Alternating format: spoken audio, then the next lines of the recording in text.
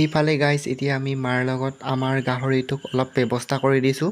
বৰষুণ পৰি আছিলে, যাতে বৰষুণৰ কাৰণে যাতে সুৰক্ষা পাবলৈ কাৰণে আমি ছাতি এটা তৰি দিছোঁ ধুনীয়াকৈ গাহৰিটো। আৰু ইপিনে চাওক বৰষুণ পৰিছে আৰু ডাঙৰ হ'বলৈ ধৰিছে লাহে লাহেকৈ।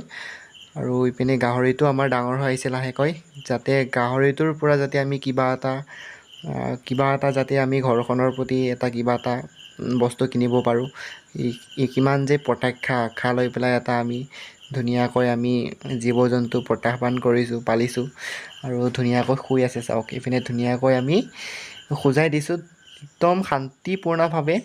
মোৰ কথা ধুনীয়াকৈ শুনি পাই, ধুনীয়াকৈ ধুনীয়াকৈ মানে আৰু চাই থাকিব দেই আপোনালোকে। আৰু বৰষুণটো যিহেতু বেছিকৈ হ'বলৈ ধৰিছে, এতিয়া ইপিনে চাওক মায়ে এয়া মোৰ মাৰ ৰুমত বৰষুণ পৰিলে গোটেই পানী যাওঁ যাওঁকৈ পৰি যায়। এতিয়া মায়ে অলপ টিনখন ভালকৈ অলপ যা যোগাৰ কৰি আছে আৰু। ইপিনে চাওক কাৰেণ্ট নাই। বৰষুণ পৰিলেতো জানে আপোনালোকে কাৰেণ্টৰ অৱস্থা। মোৰ পঢ়া টেবুল ইপিনে একদম খেলিমেলি হৈ আছে। সেই অৱস্থা আৰু আমি দুখীয়া মানুহ যিহেতু, দুখীয়াৰ জীৱন।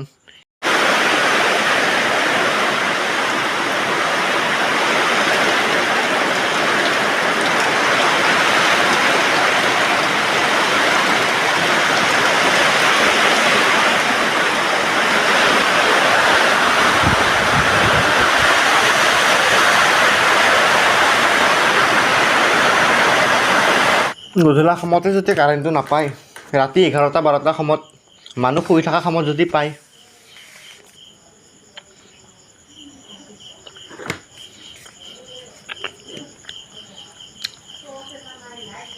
মোবাইল টৰ্চ লগত পঢ়োঁ বুলি ক'ব, মোবাইল টৰ্চো নাই, চাৰ্জ নাই।